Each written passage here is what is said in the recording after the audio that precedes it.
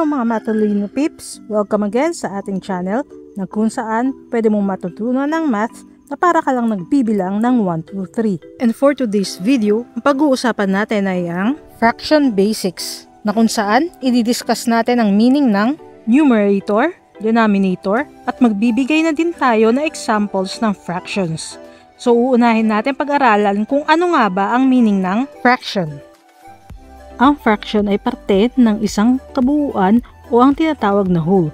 Ito ay kadalasan na nakasulat in a form of ratio na kung saan ay ang numerator at ang denominator ay pinaghihiwalay ng isang linya o ang tinatawag na fraction bar.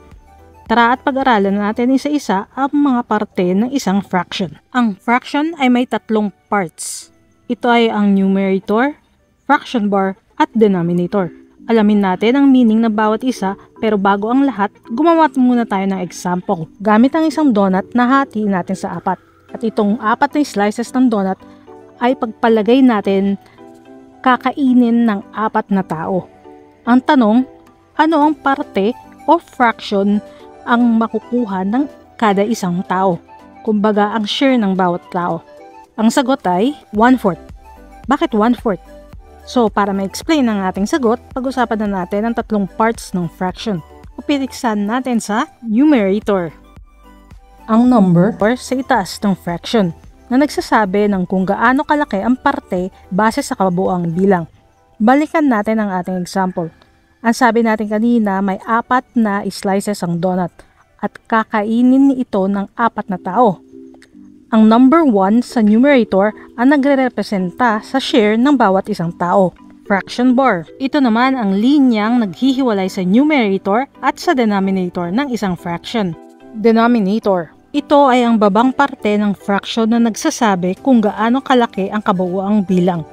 Balik ulit tayo sa example. Ang isang buong donut ay hinati natin sa apat. Kaya ito ang ating magiging kabuuang bilang. At para mas maintindihan pa natin ang fractions, pag-usapan natin ang kadalasang math terms na ginagamit sa pag-identify ng fractions. Magbigay tayo ng examples gamit ang mga favorite nating mga pagkain. Whole or isang buo. Ito ay kabuuan o walang hati. Ang fraction ay mababasa as 1/1 or 1 whole. Halves o kalahati. Ang katumbas nito ay dalawang magkasinlaki na hati. Ang fraction ay mababasa as 1/2 o 1/2. Thirds. Ang katumbas naman nito ay tatlong magkakasinlaki na hati. Ang fraction ay mababasa as 1/3 o 1/3. Quarters. Ang katumbas nito ay apat na magkakasinlaki na hati. Ang fraction ay mababasa as 1/4 or 1/4. Fifths. Ang katumbas nito ay 5 na magkakasinlaki na hati. Ang fraction ay mababasa as 1/5 or 1/5. Sixths. Ang katumbas nito ay 6 na magkakasinlaki na hati. Ang fraction ay mababasa as 1/6 or 1/6. Sevenths. Ang katumbas nito ay 7 na magkakasinlaki na hati. Ang fraction ay mababasa as 1/7 or 1/7. Eighths. Ang katumbas nito ay 8 na magkakasinlaki na hati. Ang fraction ay mababasa as 1/8 or 1/8. So now, let's have a fraction quiz para malaman natin kung may natutunan tayo about sa fraction lesson natin for today. Sa activity na ito, ang magiging numerator natin ay yung parts na may color orange. At ang denominator natin ay ang total number. Let's begin.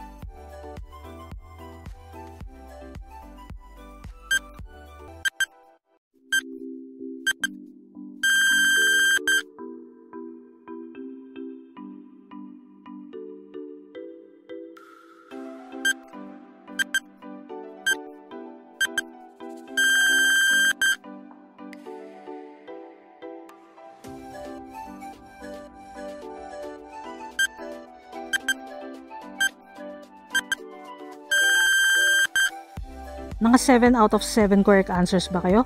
Comment nyo naman ang scores nyo sa baba. So before natin i-end ang ating discussion, magkaroon tayo ng quick recap ng ating napag-aralan. So ang natutunan natin ay kung ano ang fraction, 3 parts of fraction, numerator, fraction bar, at denominator. And for our next video, pag-uusapan natin ang types of fractions and different fractions. See you!